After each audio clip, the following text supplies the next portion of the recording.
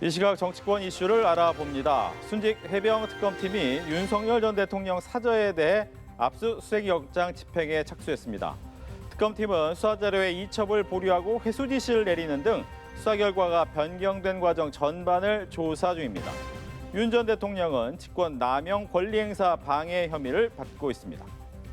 더불어민주당이 14일부터 시작되는 국회 인사청문회를 앞두고 이재명 정부의 초대 장관 후보자 전원에 대한 엄호태세에 들어갔습니다. 국민의힘의 일부 후보자들의 논란을 집중적으로 제기하면서 공세를 강화하자 민주당은 철통 방어를 통해 후보자 전원의 청문회 통과를 목표로 하고 있습니다. 국민의힘이 검찰개혁 논의를 위한 국회 사법개혁특별위원회 설치를 공식 제안했습니다. 송원석 원내대표는 검찰개혁의 필요성에는 기본적으로 동의한다며 22대 국회에서 사법개혁특위를 구성해 차분히 논의할 것을 제안했습니다. 다만 그는 민주당이 성급하게 입법을 추진할 경우 피해는 결국 서민과 약자의 몫이 될 것이라고 경고했습니다. 이와 관련된 정치권 이슈 이야기 나눠보겠습니다.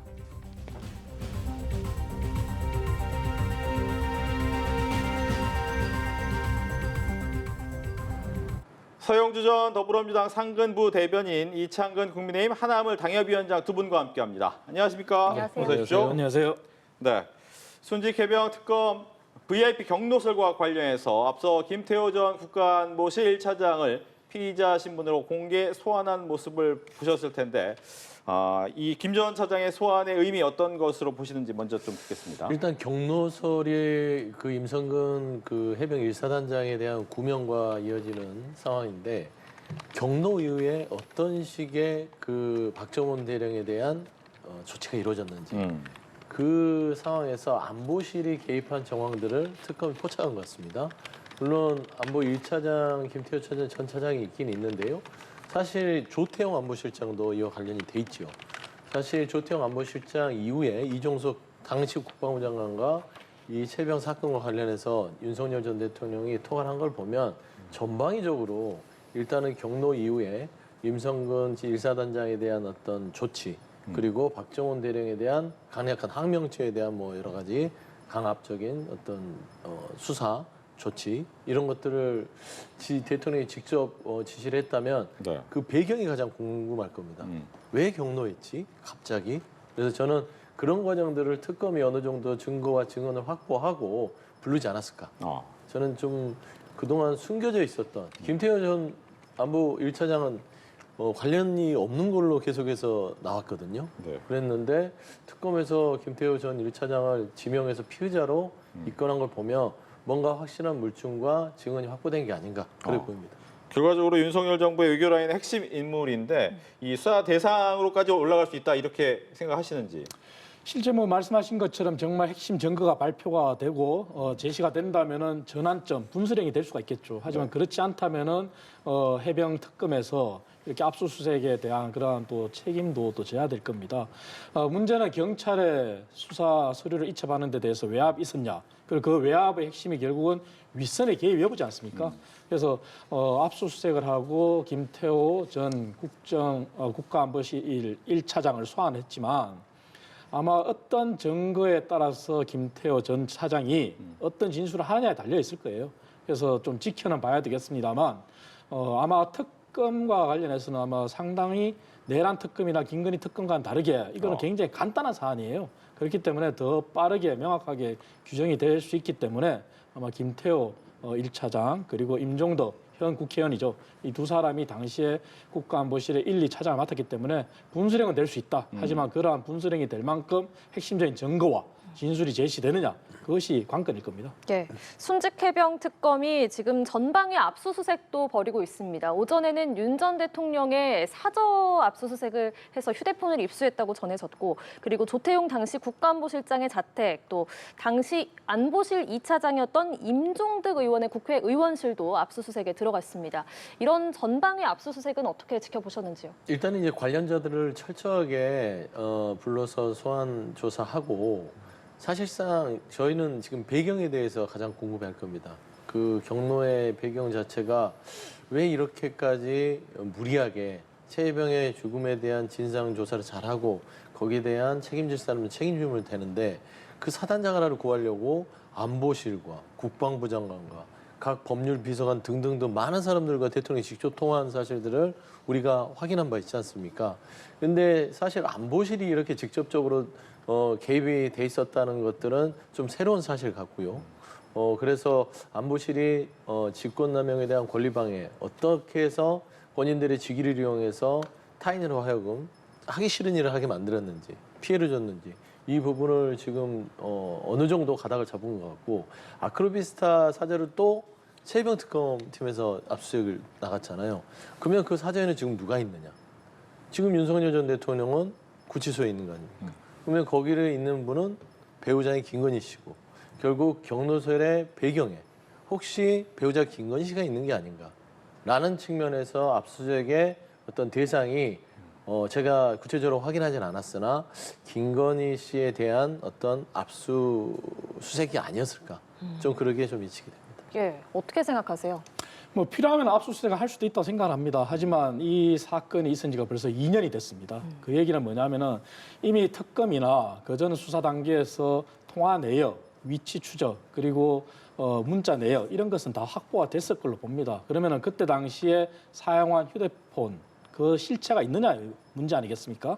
그런 관점에서 봤을 때 2년이 지난 상황에서 과연 그게 남아있을까라는 이런 의문도 들어요. 하지만 필요에 의해서 압수수색을 했다면은 뭐 즉각 그러한 압수수색에 적극 임해서 그러한 의구심을 떨쳐버리는 것도 하나의 방법이 될 수 있겠죠. 하지만 이 압수수색 이후에 분명한 증거나 이러한 부분이 없다면은 거기에 대해서는 또 특검도 나름대로 분명한 입장을 밝혀야 될 것이고 핵심은 이거지 않습니까? 최상병에 대한 그런 억울한 죽음에 대해서 외압이 있었냐 여부잖아요.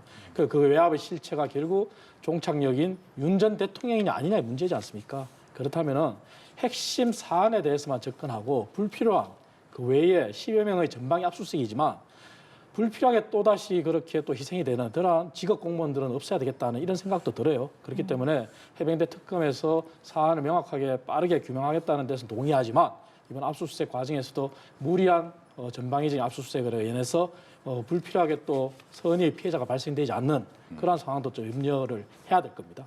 예. 이제 내란 특검이 재구속된 윤석열 전 대통령한테 오늘 오후 2시에 출석해라라고 얘기를 했는데 건강상 문제 확인해달라고 공문을 보내면서 불출석을 했습니다. 내란 재판에 이어서 특검 조사에도 불출석을 했는데 어떤 생각을 갖고 있는 건지 여기에 또 하나는 구속적 부심까지 추가로 고민하는 건 아닌지 여기에 대한 얘기를 듣겠습니다. 사실상 그 영장 엊그제 그 심사를 통해서 영장이 발부되는 부분에 있어서 못내 상당히 그 당황한 것 같아요. 그리고 여러 가지 뭐 몸 상태가 갑자기 나빠지진 않았을 텐데 뭐 여러 가지 정신적인 충격 부분도 있지 않았을까라고 보는데 사실 윤석열 대통령 전 대통령 측의 변호인들이 그동안 말도 안 되는 법적 대응을 통해서 복꾸라지처럼 계속해서 수사와 재판을 지연시켜 왔습니다. 그런 방식을 또 포기할 리는 없을 거라고 봤을 때 최근 변호인들과 4번의 접견을 했다더라고요. 그러면 4번을 접견했으면 뭘 했겠느냐. 사실 대응할 수 있는 게 구속 적부심 하나가 남았다라는 차원에서는 특검이 지금 진행이 되는 과정을 예전에 공수처나 경찰처럼 수사 권한이 없다. 그래서 나는 받을 수 없다라고 할 수 없거든요, 명분이. 네. 그러면 결국에는 구속 적부심을 통해서 다시 한번 구속의 적정성을 따져달라 정도로 시간을 좀 끌 수는 있는데 사실 전직 대통령이 지금 현재 재구속이 된 상황이면 검찰 특검의 수사에 성실하게 임하는 것들 그게 바로 국민들한테 사과는 안 했을지언정 모습이라도 최소한의 도리가 아닐까라는 차원에서는 더 이상 시간 끌기를 해봤자 네. 결론은 똑같다라는 점을 제가 다시 한번 말씀드리고 싶습니다. 불출석의 이유와 함께 구속적 부심도 고민하고 있는 것인가? 실제 윤석열 전 대통령이 이렇게 하는 것은 바람직하지 않습니다. 이번에 구속된 사유도 증거인멸 사유지 않습니까? 증거인멸 사유는 다르게 얘기하면은 수사에 대해서 협조하지 않았다는 게 해당이 되는 거거든요. 그렇기 때문에 구속이 된 거고 사실 윤 전 대통령은 내란 이후에 그간에 많은 논란이 있었지만 모든 수사와 조사에 협조를 하지 않았어요. 그리고 심지어 체포영장 발부에도 처음에 응하지 않았고 이러한 부분들 때문에 국민들이 사실 경악을 금치 못했고 과연 전직 대통령으로서 이렇게 부하들한테 그리고 직업 공무원들한테 모든 걸 떠넘기고 본인이 이렇게 할 수 있느냐 이러한 회한도 들었거든요. 네. 근데 끝까지 이런 모습을 보인다면은 아마 끝까지 국민들은 더 외면할 겁니다. 그래서 지금이라도 건강상의 이유 저는 사실 동의하기가 힘들어요. 왜냐하면 그 전에 상가나 이런 걸 다 할바하고 다녔잖아요. 그렇다면은 지금 일말의 양심의 가책이 있고 정말 아직까지 사과 한마디 없지만 국민들한테 그러한 죄송한 마음이 있다면은 적극적으로 수사에 임해야 되는 게 맞습니다. 그리고 지금이라도 나로 인해 피해를 본 직업 공무원들, 내 명령에 따랐을 뿐인 직업 공무원들은 아무런 죄가 없다. 이러한 목소리가 전직 대통령다운 목소리 아닐까요? 네. 그런 목소리가 나와야죠. 그래서 20일이 최장 구속 기간입니다. 예. 그렇게 20일을 버티겠다는 생각을 한다면은 아마 법원에서 더 노여워할 겁니다. 그리고 법적 책임 외에 정치적인 책임뿐만 아니라 국민적인 비판은 더 나위 없이 더 강한 비판을 받을 겁니다. 예. 이제 과거에 보면 이제 전직 대통령에 대한 조사를 할 때 직접 이 구치소에 방문해서 조사한 경우가 종종 있었는데 네. 이번에 내란 특검팀에서는 그걸 고려하지 않겠다라고 했단 말이에요. 그렇다면 구인까지 가능한가? 구인까지 가능해야겠죠. 그리고 이 예전 전직 대통령의 사례를 적용하지 왜 않지 하는 것들은 본인 스스로 자초한 면이 있습니다. 윤석열 전 대통령이 특검에 수사에 협조적이었습니까? 사사건건 1시간 늦는다, 10분 늦는다, 20분 늦는다 특검 조사를 거부하기도 했지 않습니까? 그런 부분에서 사실 특검도 법과 원칙에 따라서 하지만 이런 피의자가 비협조적으로 수사에 나왔을 때는 원리 원칙대로 하는 것이지 편의를 봐줄 이유가 하나도 없죠. 네. 사실 헌재와 지금 사법 형사재판에 대해서도 직접 출석해서 다 진술하고 있지 않습니까? 그런 의미에서 지금 구속 수감돼 있는 상황에서 특검의 어떤 소환 조사를 건강상의 이유로 차일피일 미룬다고 특검이 가서 전직 대통령 예우를 하면서 조사할 필요는 없다. 지금은 서초동에 사는 피의자 윤 씨일 뿐이다. 저는 그렇게 말씀드리고 싶습니다. 예. 즉 방문해선 조사에 대해서는 고려하지 않는다. 즉 강제 구인까지 가능하다. 어떻습니까? 특검도 나름 원칙이 있겠죠. 그리고 윤 전 대통령이 수사에 적극적으로 임해온 상황에서 정말 건강이 안 좋다. 그러면 그러한 양해를 얻어서 방문 조사를 할 수 있겠죠. 하지만 지금까지는 그런 모습을 보이지 않았지 않습니까? 그렇기 때문에 특검도 그걸 수용할 수 없는 거겠죠. 그래서 특검이 그런 것을 수용 안 한다고 해서 비판할 게 아니라 윤 전 대통령이 먼저 조사에 성실히 임한 다음에 정말 건강이나 그러한 시간이 허락하지 않아서 못하겠다 이러면 수용이 가능하겠죠. 그렇기 때문에 저는 특검의 원칙이 맞고 그리고 일반인들이 도저히 생각하지도 못하는 그러한 사유나 그러한 논리를 지금까지 윤 전 대통령이 계속 보였지 않습니까? 네. 그래서 지금도 윤 전 대통령은 이러한 문제를 내세울 게 아니라 특검이 왜 이렇게까지 나오는지 거기에 대해서 오히려 탓을 할 게 아니라 적극적으로 임해야 됩니다. 그래야지만 특검도 나름의 룸이 있지 않겠습니까? 예. 강제 구인 절차까지도 가능하다 이렇게 말씀을 해주셨는데 이 강제 구인 절차라는 게 윤 전 대통령이 지금 만약에 이제 계속 버티기로 일관을 한다면 이 강제 구인 절차에도 응하지 않을 가능성도 있습니까? 뭐 그렇게 버틴다면은 끌어내기는 참 난망하긴 하나 거기까지 가게 되면 피의자의 한 사람으로서 특히 전직 대통령이라고 예우를 해달라고 주장을 할 수가 없죠. 사실 어느 정도 수사에 협조를 해야 되는데 계속해서 그 구치소 안에도 그 의료진이 있습니다. 상태를 보고 그 의료진이 이거는 조사를 받을 만하다 하면 조사를 받아야 되는데 이게 의도적으로 수사를 회피하기 위해서 계속해서 거짓 건강상의 이유로 된다면 강제 구인을 할 수밖에 없죠.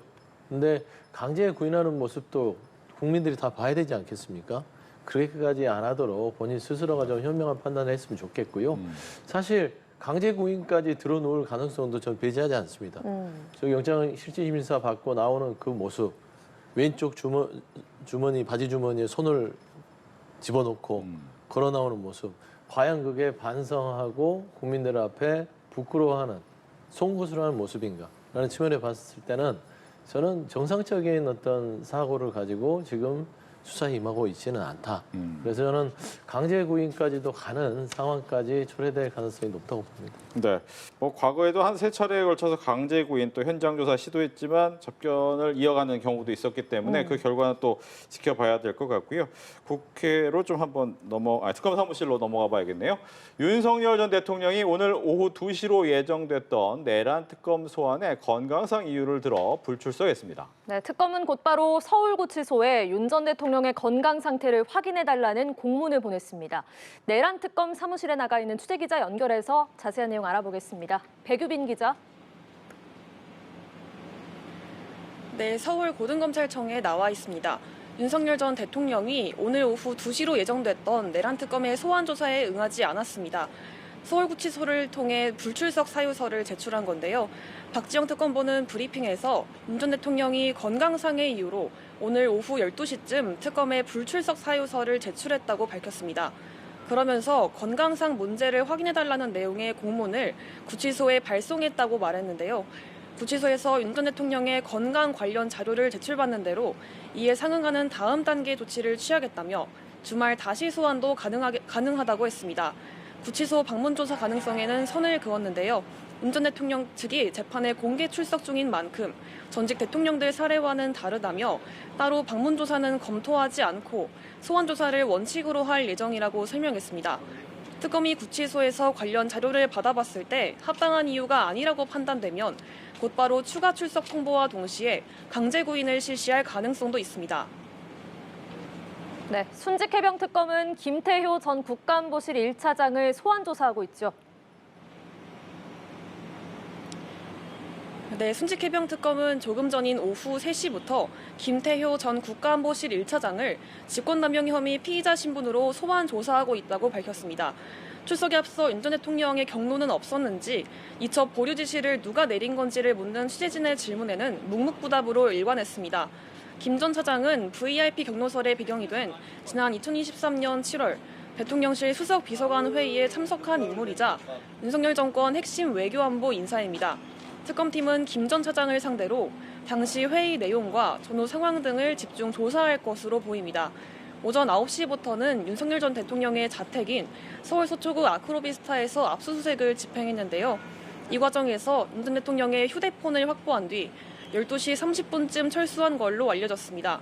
정민영 특검보는 브리핑을 통해 순직해병 기록과 관련해 이첩을 보류하고 회수하도록 하고 이후 수사 결과를 변경하는 과정 전체에 대해 직권남용 권리행사방해 피의자로 고발된 상황이라고 설명했습니다. 또한 조태용 전 국가정보원장의 자택과 국가안보실 제2차장이었던 임종득 의원의 사무실과 주거지 등 10여 곳을 압수수색하고 있다고 밝혔는데요. 조 전 원장은 순직해병 사건에 관한 수사 외압 의혹이 불거졌을 당시 대통령실 국가안보실장으로 근무했습니다. 앞서 특검팀은 어제 이종섭 전 국방부 장관과 신범철 전 국방부 차관 등에 대해서도 압수수색을 진행한 바 있습니다. 김건희 특검 수사 상황도 전해주시죠. 네, 김건희 특검은 계속해서 삼부토건 의혹을 정조준하고 있습니다.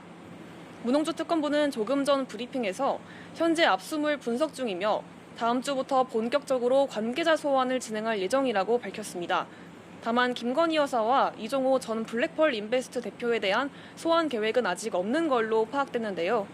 김건희 집사로 알려진 김모 씨에 대해서는 아직까지 특검에 출석한다는 의사를 전달받은 일이 없다며 출석 의사를 밝힐 경우 정해진 법과 절차에 따라 수사를 진행하겠다고 말했습니다.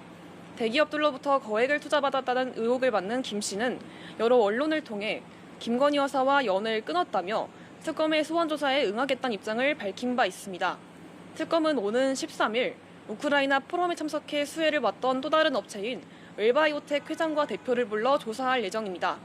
지금까지 서울 고등검찰청에서 연합뉴스TV 백유빈입니다. 네, 이렇게 특검 수사가 속도를 내면서 정치권에도 파장이 일고 있습니다. 여야 발언 직접 듣고 대담 이어가겠습니다.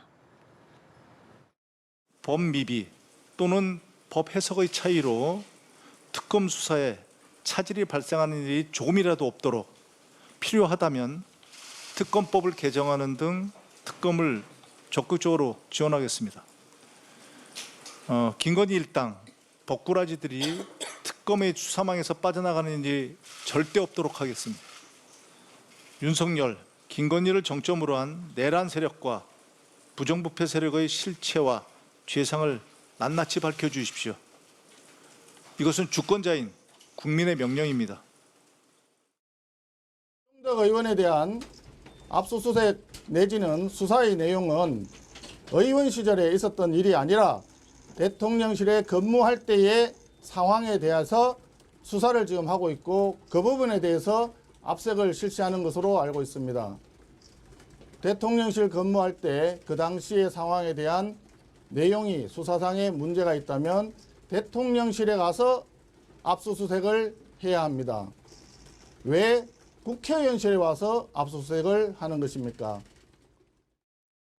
네, 민주당 김병기 원내대표 김건희 여사 의혹 집사 자택 압수수색 영장이 기각되자 필요하다면 특검법 개정까지 하겠다 이렇게 얘기를 조금 전에 싱크로 들어봤고요. 또 민주당은 3대 특검 대응 특위도 설치를 했습니다. 그리고 국민의힘 송원석 비대위원장은 임종득 의원실 압수수색 소식에 당 소속 의원들에게 소집령을 내렸습니다. 이런 특검에 대한 정치권의 움직임들, 각 당의 움직임을 어떻게 보십니까? 그러니까 뭐 특검 자체가 수사가 한정적인 기간 내에 해야 되기 때문에 전방위적으로 신속하고 빠르게 할 수밖에 없습니다. 이거저거 다 따질 수도 없는 것이고. 그리고 송원석 원내대표가 저기 임종득 국민의힘 의원, 당시 이제 안보실에서 근무를 했었죠. 그 지난 안보실의 일을 가지고 왜 의원실을 터느냐. 그러면 임종득이라는 인물이 바뀝니까?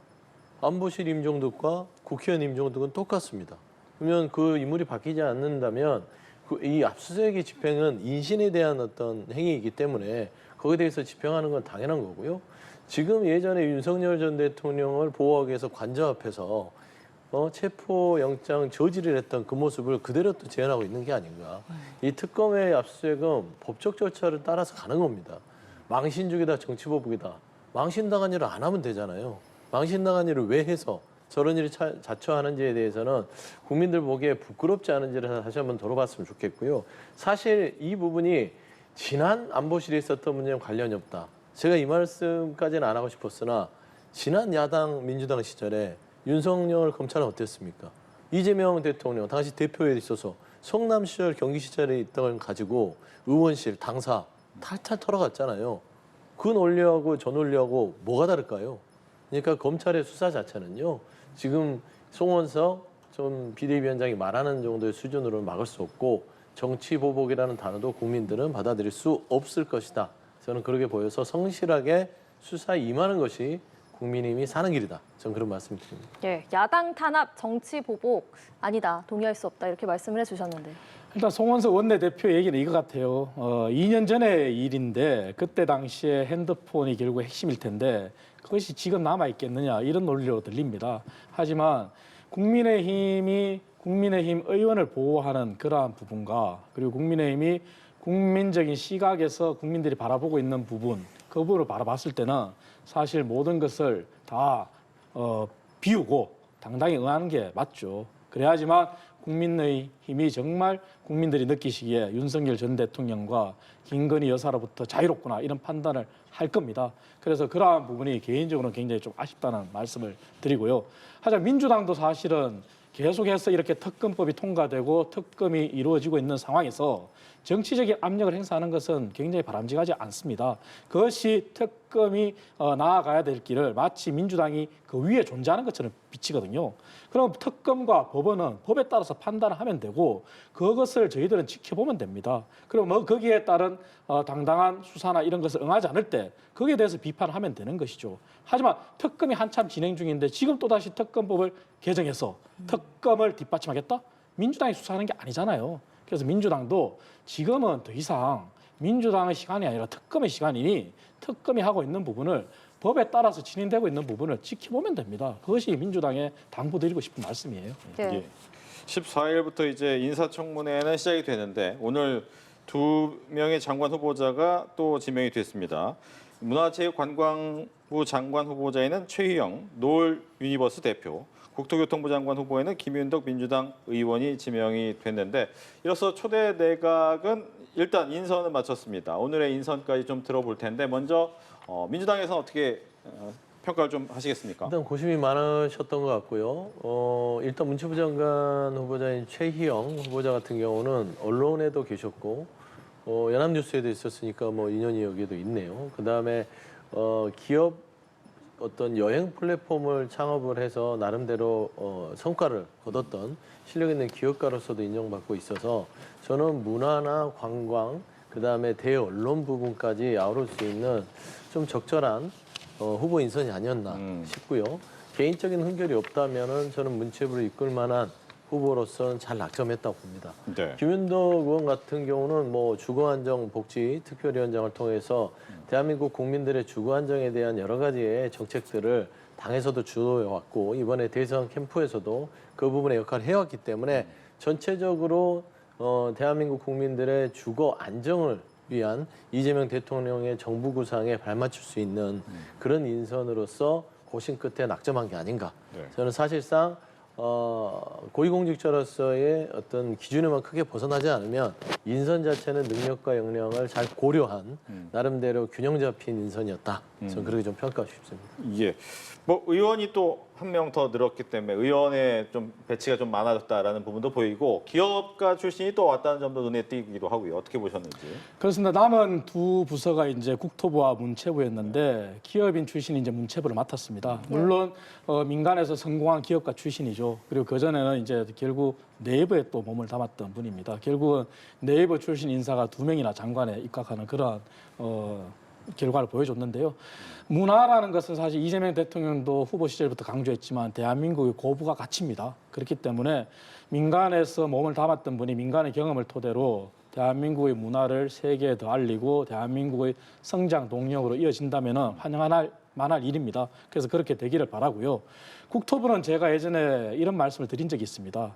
단순하게 주택 문제에 자꾸 초점을 맞춰서 국토부를 본다면 그것은 또다시 실패한 정책이 될 수 있다. 그래서 주택 부분은 되도록 시장에 맡기고 정부의 재정에 한계가 있기 때문에 정부가 할 수 있는 만큼만 주택 문제에 있어서 취약계층을 중심으로 그리고 무주택자 중심으로 그렇게 정책을 임하고 정말 국토부 장관이 바라봐야 될 부분은 현재 지방 소멸이 가속화되고 있는 상황에서 대한민국 전체 국토 종합계획을 다시 봐야 된다. 이런 말씀을 드린 적이 있는데 국회에서 물론 국토의 출신입니다. 하지만 과연 의원 출신이지만 그러한 전체적인 시각을 조망할 수 있을지는 두고 봐야 되겠습니다만 개인적으로는 좀 아쉬운 점이 있어요. 그래서 제가 느끼기에는 국토부 장관 후보자를 나름 열심히 찾았지만 적절한 인물이 없어서 결국 의원으로 돌아간 거 아닌가 이런 판단은 드는데요. 아무쪼록 뭐 김윤덕 의원이 어쨌든 국토에 몸을 담았기 때문에 그런 시각을 가지시기를 바라고 정말 지금 현재 대한민국의 국토부는 주택이 아니다.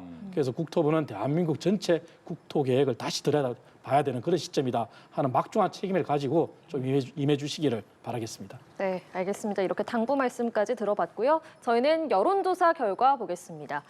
이재명 대통령의 지지율, 오늘 나온 한국갤럽의 조사에서는 전주보다 2%포인트 떨어졌지만 3주 연속 60%대를 유지를 하고 있습니다. 그리고 어제 나온 NBS 조사에서는 상승세를 보이면서 65%로 나타났습니다.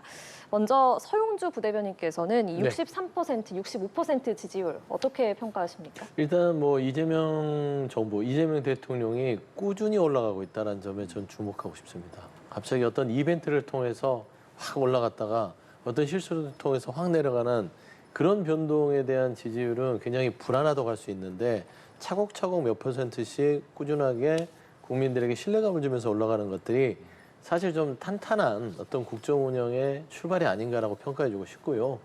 지금 뭐 한 달 좀 넘게 2달째 이재명 정부가 좀 시간을 지나가고 있는데 사실 크게 흠잡을 데는 없는 것 같아요.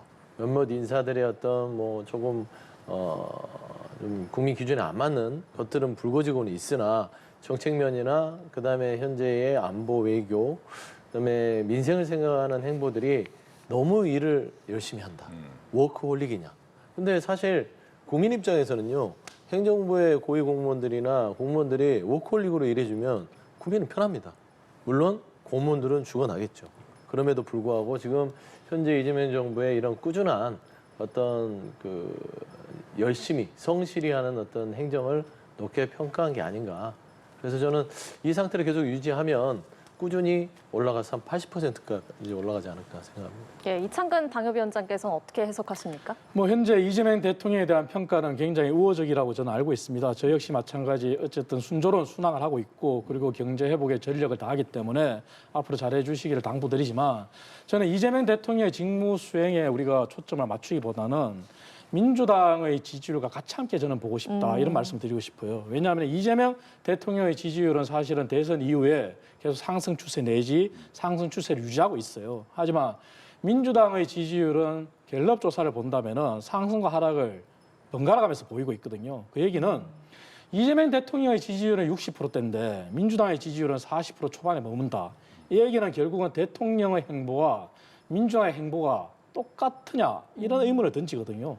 대통령은 성장을 얘기하고 협치를 얘기하고 가는데 민주당은 여전히 야당 시절의 그러한 모습을 보이면서 협치는 온데간데 없고 일방통행을 하겠다는 모습을 보이고 있잖아요. 오히려 국민의힘은 상법에 대해서 전향적으로 검토를 해서 동의를 했었고 그리고 앞으로 모든 부분에 있어서 동의를 할 수 있는 누움을 보이고 있는데 민주당은 상법 개정이 통과되자마자 더 강한 상법을 통과시켰다. 이렇게 해서 도무지 눈을 안 보이지 않습니까? 방송 3법도 일방적으로 통과시켰고 이러한 부분을 봤을 때 민주당이 과연 이재명 대통령의 이러한 옳은 행보를 뒷받침할 수 있을까 하는 의문이 들어요. 그래서 민주당이 조금 더 여당이 됐으니까 너그러운 자세로 정말 협치와 민생을 생각할 수 있는 그런 정당으로 간다면은 저희 국민의힘의 지지율이 하락세를 보이고 있지만 저희도 룸을 보이면서 함께 미래를 얘기할 수 있지 않겠습니까? 그래서 그러한 모습을 좀 보여주시기를 바라고 저희 국민의힘은 지금도 계속 변화하려고 몸부림치고 있지만 여전히 미약한 거 알고 있어요. 그래서 그런 관점에서 봤을 때 민주당이 먼저 좀 너그러움을 보여주셨으면 하는 그런 바람입니다. 네, 정당 지지도까지 함께 이야기해 주셨는데 그것도 화면으로 한번 볼까요? 이 한국갤럽에서 나온 내용은 민주당이 43%, 국민의힘이 19%였고요. 어제 나온 NBS에서는 민주당이 45%, 국민의힘이 19%였습니다. 어제 나왔을 때 이제 국민의힘이 처음으로 20% 아래로 내려갔다라는 얘기가 나왔는데 오늘 조사에서도 또 20% 선이 무너졌습니다. 이 부분은 국민의힘 먼저 얘기 듣고 또 발언 기회를 드리겠습니다. 맞습니다. 저희들 뼈저리게 느끼고 있습니다. 그 얘기는 국민들이 보시기에 여전히 말씀드린 것처럼 윤석열 전 대통령과 김건희 여사로부터 자유롭지 못하구나 이 얘기를 보이고 있는 거거든요. 그 얘기는 결국은 당이 변하기 위해서는 사람 그리고 컨텐츠가 바뀌어야 되는데 아직 어느 것 하나 국민들께 만족스러운 변화를 보여드리지 못했다는 결과겠죠. 그래서 혁신위가 윤희숙 전 의원이 혁신위원장을 맡으면서 당헌 당규에 이렇게 저희가 잘못했다는 것을 명시하겠다 했지만 예. 그것이 다는 아니라고 봅니다. 결국은 그 이후에 실천이겠죠. 그 실천은 결국 사람의 문제 그리고 컨텐츠의 문제라고 저는 생각합니다. 그래서 국민의힘이 지금은 바닥을 보이고 있지만 정말 국민들이 피부로 느끼실 때까지 저희들이 변화하고 개혁해야 되겠다는 말씀을 드리고요. 그런 다짐의 결과로서 이러한 여론조사 결과 겸하게 받아들이고 앞으로 더 노력하겠습니다. 네. 뭐 민주당은 40%대. 앞서서도 대통령의 지지율보다 좀 떨어지는 부분에 대한 지적도 있었고 국민의힘이 20% 선을 못 미치는 부분까지 함께 이야기를 듣겠습니다. 이거 대통령의 지지율보다 당 지지율이 늘 높을 수는 없어요. 물론 이제 윤석열 정부에서는 높은 적이 국민의힘이 있었겠죠. 그런데 그 수치에 대해서는 뭐 민주당이 어떻게 60% 70% 되면 국민의힘은 소멸돼야 됩니다. 그래서 정당이라는 것은 균형을 맞춰가면서 가는 지지율을 보이는 게 정상적이고요. 근데 이제 저는 국민의힘의 지지율을 보면서 이거 심각한데 왜냐하면 그 보수의 진영이라 하더라도 협치의 대상이고 국민의힘이 건강하게 존재해야만 어느 정도 나라의 운영 자체도 균형 잡히게 갈 텐데 19%의 수치는요 역대 최저치인 것 같아요. 물론 이제 박근혜 정부 시절 빼고요 탄핵 이후에 그러면 저 수치를 보면 전 연령대별로 다 국민의힘이 낮습니다. 특히 70대 이상도요 민주당이 지지하는 걸로 나와 있어요. 그 다음에 지역도요 PK는 아예 뭐 민주당 지지가 높고 TK에서도 거의 대동소이합니다. 그렇게 봤을 땐 지금 현재 국민의힘은 음식점으로 따지면 폐업 직전이다. 사실 음식점이 잘 되려면 단골 손님만 갖고 해서는 안 되죠. 많은 사람들이 대중적으로 와야 문정성 씨가 이루고 그 음식점이 맛집으로 소문이 날 텐데 지금 국민의힘은 지난 탄핵 반대의 당론을 유지해가면서 단골 장사를 했어요. 근데 이제 단골마저도 등을 돌리는 식당이 돼버렸다. 그러면은 뭘 바꿔야 되냐? 메뉴판을 바꿀 게 아니라 음식의 맛을 바꿔야 될 거 아닙니까? 근데 음식의 맛은 탄핵 반대의 맛을 그대로 두고 윤희숙 혁신위원장이 말했듯이 당헌 당규에 윤석열 부부를 절연하겠다는 것을 명시한다. 이건 그냥 메뉴판만 고치는 겁니다. 그러면 손님들이 와서 음식을 먹겠어요? 그래서 저는 단골이 다 떨어져 나가면 결국에는 음식점을 문이 닫듯 국민의힘도 핵심 지지층이 다 떠나면 폐업할 수밖에 없다. 그래서 저는 이 19%를 굉장히 우려가 있는 시각으로 좀 엄중하게 받아들이면서 국민이 변해야 될 수치다. 라고 좀 말씀드리고 싶습니다. 예, 혁신이 절실한 국민의힘 상황이라고 할 수 있을 텐데 앞서 이창근 당협위원장께서 말씀하신 것처럼 국민의힘 윤희숙 혁신위가 어제 1호 혁신안을 내놨습니다. 대국민 사죄문을 당원 당규에 넣을 것이냐 이걸 두고 지금 의견이 분분한데 인적 청산이 함께 가야 된다 이렇게 말씀을 또 해주셨잖아요. 근데 또 한편에서는 이렇게 사죄 표현이라는 것을 당원 당규에 넣는 게 과연 맞냐 그런 의견도 또 있잖아요. 지금 아마 국민의힘 의원들 중에도 지난 2004년 당시에 계셨던 분도 계시고 안 계셨던 분도 계세요. 그럼 안 계셨던 분들이 특히 친윤들, 윤핵관들 중에도 있습니다. 그건 전직 의원 중에도 있고 현직 의원 중에도 있습니다. 2004년을 되돌아봤을 때 국민의힘이 다시 국민들로부터 기회를 얻을 수 있었던 것은 모든 것을 버리고 비웠기 때문입니다.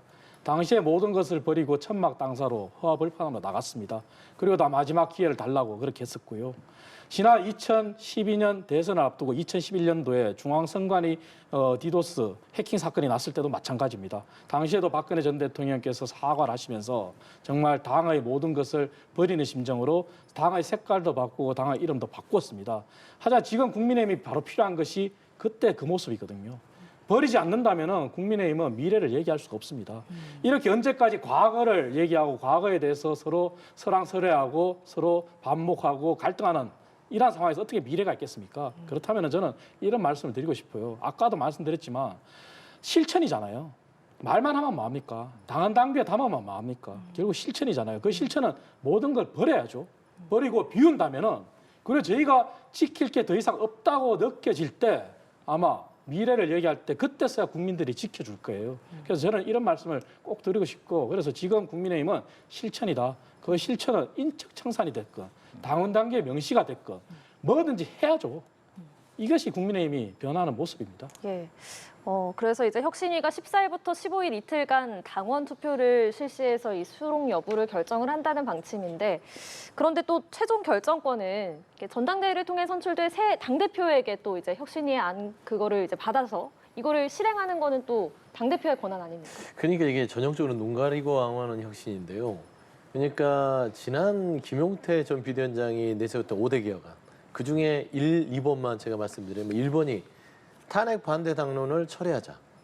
두 번째가 5월 10일 날 대선 후보를 멀쩡하게 한밤중에 교체하려고 했던 정당 민주주의 파괴에 대한 행위에 대한 책임자를 묻자, 책임을. 그 두 가지가 혁신안 중에 주요 골자였다고 봅니다. 근데 그거를 안 받고 당시 권선동 원내대표가 16일 날 새 지도부한테 넘기자. 근데 16일 날 새 지도부인 송현석 지도부는 어떻습니까? 그거 꺼들떠보지도 않고 김용태 비대위원장의 혁신안 날렸죠. 그리고 안철수 전 혁신위원장 8분짜리 그분이 바로 두 사람 쌍권, 권영세, 권성동 이 두 분에 대해서 책임을 묻자 했더니 안 돼. 라는 식으로 얘기를 하니까 바로 그만뒀잖아요. 그리고 윤희숙 혁신위원장이 왔는데 고작 한다는 것들이 당원 당규에다가 사죄문과 윤석열 전 부부와의 뭐 단절을 명시한다. 이건 행동이 아니잖아요. 사실 김용태 전 비대위원장의 1번, 2번이 그렇게 어려운 문제는 아닙니다. 전당원 투표를 하려면 그 1번, 2번을 가지고 하면 되지. 왜 어렵게 무슨 사죄문을 올리고 저러냐 그거죠. 쇼라는 것이죠. 그리고 이 혁신안의 당원 대표에 대한 결과도 다음 당대표한테 준다? 지금 국민의힘의 다음 당대표가 누가 되겠어요? 제가 봐서도 탄핵을 반대하는 쪽에 어떤 그 후보군이 당선될 가능성이 높습니다. 그러면 절대적으로 계속해서 친윤이 본인들의 세력을 어떻게 해서든지 눈 가리고 왕하면서 유지하려고 하는 거기 때문에 전 사실 지금 국민의힘의 혁신은 지난 8분짜리 안철수 전 혁신위원장으로 끝났다라고 좀 냉정하게 평가하고 싶습니다. 예. 민주당 얘기도 하겠습니다. 당대표 선거가 있죠. 8월 2일 정청래 후보와 박찬대 후보 양자 대결로 결정이 됐죠. 일단은. 근데 이제 색깔이 좀 많이 달라 보입니다. 정청래 후보의 당대표 색깔, 또 박찬대 후보의 당대표 색깔이 전혀 다르기 때문에 또 그리고 지지하는 분야는 약간 다르니까 민주당 내에서는 어떻게 좀 누가 더 유리하다 이런 거 나옵니까? 뭐 유불리는 제가 늘 얘기하지만 박빙의 명승부가 될 거다. 저는 그렇게 말씀을 드립니다. 사실 스타일이 다르죠. 정청래 의원 같은 경우는 인파이터 형식이고 박찬대 의원은 아웃복서 형식이라고 이제 평가를 많이들 하고 사실 개혁이라는 강한 이미지가 정청래 의원이라면 박찬대 의원은 개혁과 민생의 이 두 가지 축을 혼합할 수 있는 조금은 상대적으로 정청래 의원보다는 조금 그 보완된 그런 형의 어떤 그 당대표 후보군이라서 사실 이재명 대표의 지금 국정 운영과 뭐가 맞을까? 라는 판단을 지금 당원들이 고심하고 있습니다. 아하. 사실 최근에 여론조사를 보더라도 정청래 의원이 워낙 인지도도 높고 여러 가지 당원들과 접촉면이 넓어서 굉장히 높게 나왔는데 시간이 갈수록 박찬대 의원이 거의 붙어서 쫓아가는 양상이 됐습니다. 그래서 거의 이제 오차 범위 내에서 거의 지금 겨루고 있는 상황이고요. 눈여겨볼 건 보류가 많습니다. 여전히 보류가 한 30-40%대를 기록하고 있기 때문에 전 사실상 지금 이재명 정부와 어떤 후보가 좋을까라고 고민하는 당원들이 많다고 봤을 땐 정말 3-4% 안에서의 박빙승부로 마무리가 지지 않을까 그래 봅니다. 거기다가 최고위원은 황명선 의원이 지금 혼자 등록을 해서 출마하셨는데 황명선 의원이 이 두 분 중에 누가 또 러닝메이트인가 그걸 보면은 이번 판세가 조금은 나타나지 않을까 봅니다. 네. 국민의힘에서 민주당 당대표 어떤 분이 돼야 조금은 편할까요?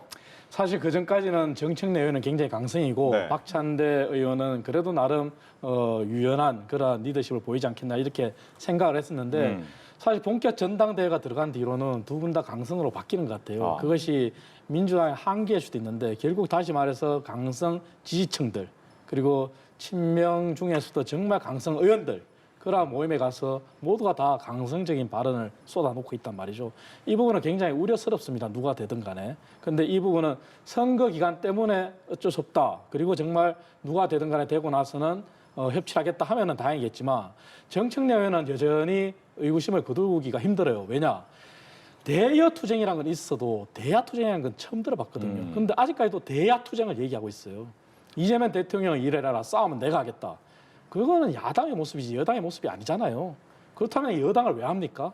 여당은 정말 정부로부터도 어떤 법안이 준비가 될 때 어떤 피해가 있고 이 법이 시행됐을 때 문제점이 뭔지 이런 걸 다 종합 고려해서 통과시키는 게 여당의 자세잖아요. 그런 부분을 봤을 때는 아직까지는 그래도 박찬대 의원이 조금 더 유연성이 있고 낫지 않을까 그런 생각을 해봅니다. 네, 주제를 돌려보겠습니다. 조금 전에 이재명 정부의 초대 내각 장관 후보자 지명이 모두 완료가 됐는데요. 다음 주에는 인사청문회가 줄줄이 있는 그야말로 인사청문회 슈퍼위크라고 할 수 있을 텐데 두 분께서는 어느 후보자 청문회를 각각 주목을 하고 계시는지 듣겠습니다. 많은 국민들이 지금 주목하고 있는 게 우려의 눈으로 보는 게 그 강선우 여가부 장관 후보자의 그 보좌진과의 갑질 논란.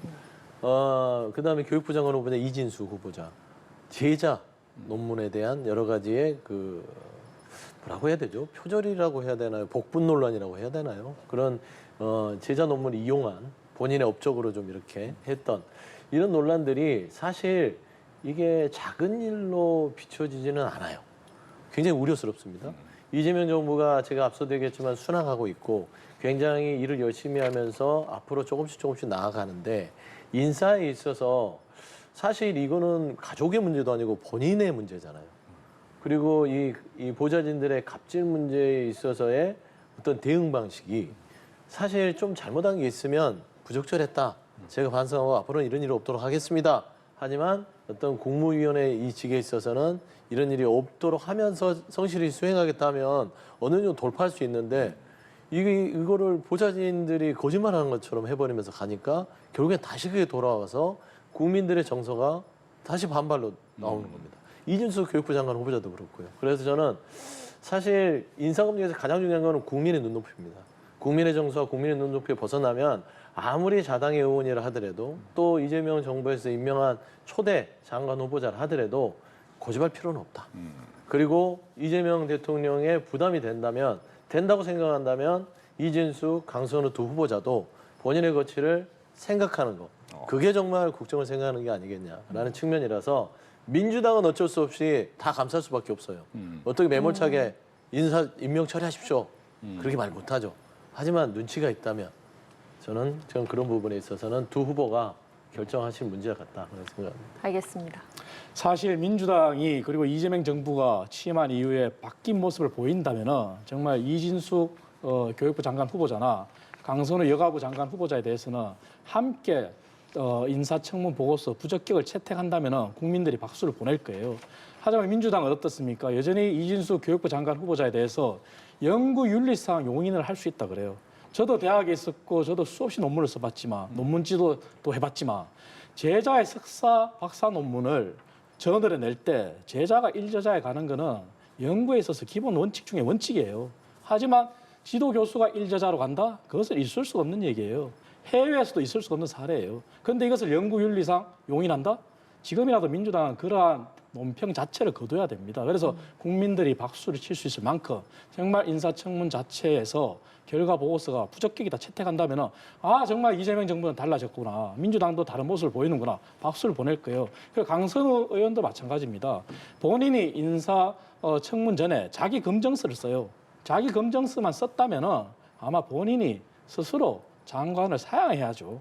그게 저는 맞다고 봐요. 우리가 단순히 갑질이 아니잖아요. 후원금 쪼개기도 있잖아요. 그 남편의 스톡옵션 누락도 있잖아요. 그것이 바로 직전에 있었던 일이 아니잖아요. 오래된 일이잖아요. 그렇다면 윤리상 문제가 있는 거죠. 그래서 저는 민주당이 정말 지금이라도 다른 모습을 보여주기를 바라겠습니다. 알겠습니다. 오늘 두 분 말씀은 여기까지 듣겠습니다. 고맙습니다.